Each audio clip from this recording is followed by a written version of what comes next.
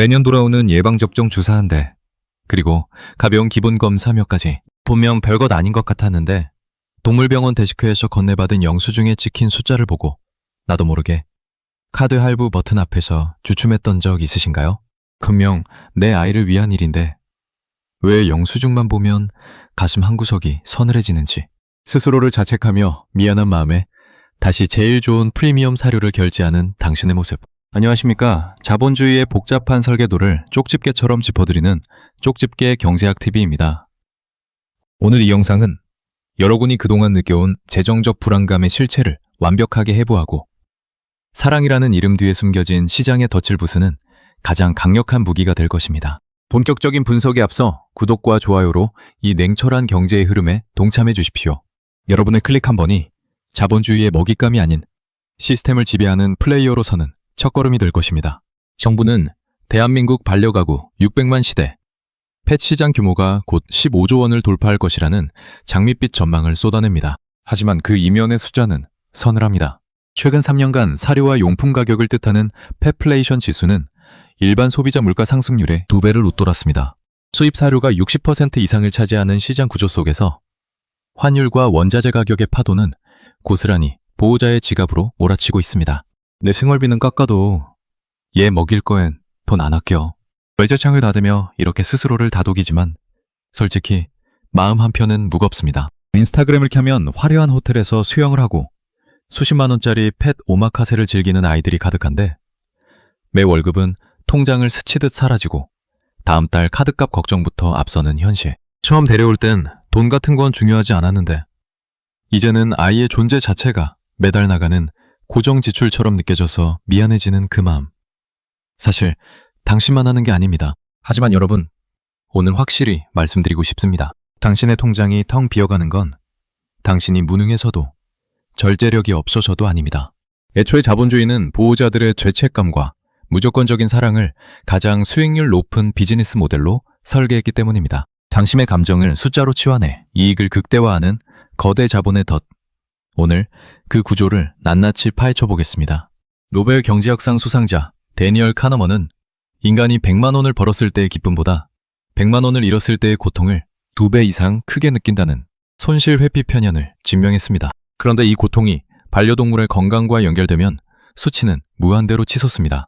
병원 데스크에서 할부 개월 수를 고민하면서도 결국 카드를 내미는 건 단순히 주사비를 내는 게 아니라 아이의 건강을 잃을지도 모른다는 거대한 공포를 막기 위해 뇌가 이성적인 회로를 차단했기 때문입니다. 자본주의는 바로 이 고통을 피하려는 본능을 정확히 공략합니다.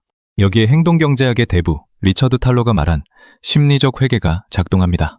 우리 마음속에는 돈의 용도에 따라 이름표를 붙인 봉투가 있습니다.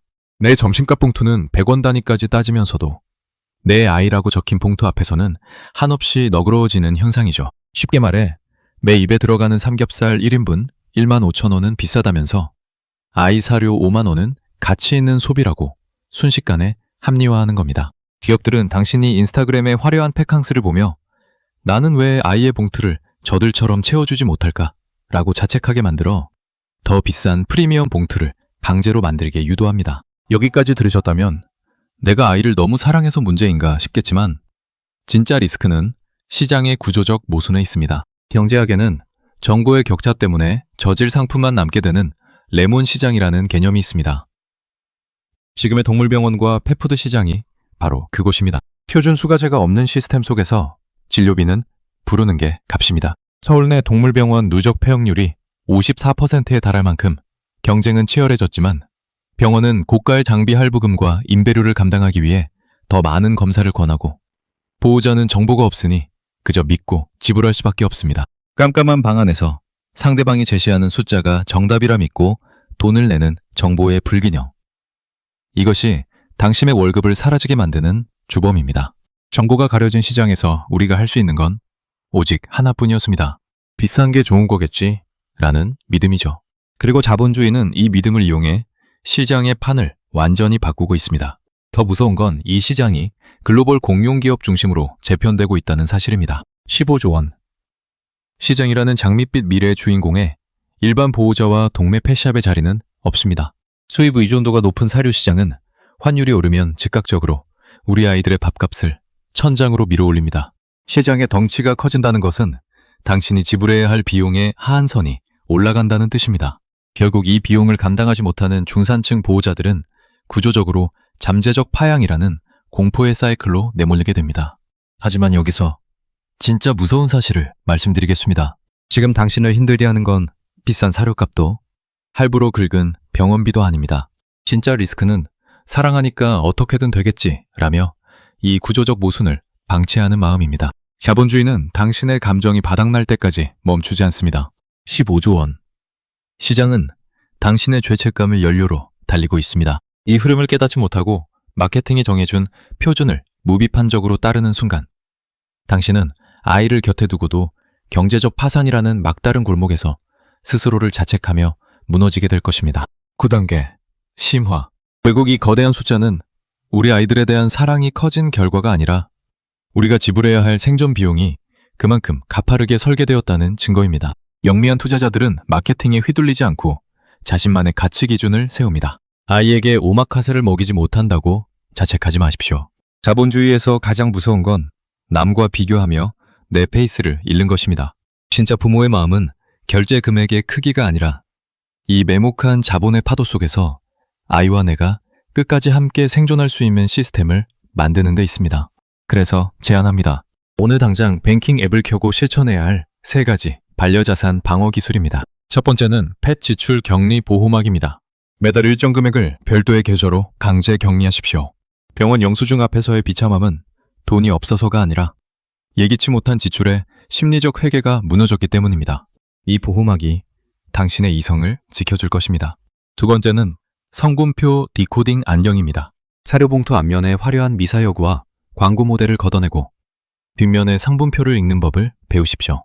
마케팅 거품이 빠진 정직한 사료를 고르는 것만으로도 아이의 건강을 지키며 지갑의 출혈을 30% 이상 막을 수 있습니다. 세 번째는 로컬 정보 레이더 구축입니다. 정보 비대칭이 심한 시장에서 유일한 무기는 공유입니다. 지역 커뮤니티에서 과잉 진료 없는 양심병원 리스트를 확보하고 사료나 용품은 공동구매로 규모의 경제를 만드십시오. 혼자 싸우면 소비자가 되지만 함께 싸우면 시장을 흔드는 플레이어가 됩니다. 오늘 여러분이 동물병원 데스크에서 혹은 결제창 앞에서 느꼈던 가장 뼈아픈 현타의 순간은 언제였나요? 댓글로 여러분의 경험을 들려주세요. 그 고해 성사가 다른 보호자들에게는 가장 강력한 경제적 예방주사가 될 것입니다. 여러분, 기억하십시오. 당신은 경제력이 부족한 나쁜 보호자가 아닙니다. 당신은 자본주의가 교묘하게 설계한 사랑의 비용화라는 거대한 시험대를 온몸으로 견뎌내고 있는 위대한 수호자입니다. 통장의 잔고보다 중요한 건 오늘 당신을 바라보며 꼬리를 흔드는 그 아이가 당신을 세상에서 가장 부유한 사람으로 믿고 있다는 사실입니다. 그 믿음을 배신하지 않기 위해 우리는 오늘 감정이 아닌 전략으로 자본주의의 룰을 다시 씁니다. 오늘 분석이 당신의 죄책감을 덜고 확신을 더했다면 구독과 좋아요로 함께해 주십시오. 당신의 자산과 아이의 행복을 동시에 지키는 게 쪽집게 경제학TV가 끝까지 함께하겠습니다. 시청해 주셔서 감사합니다.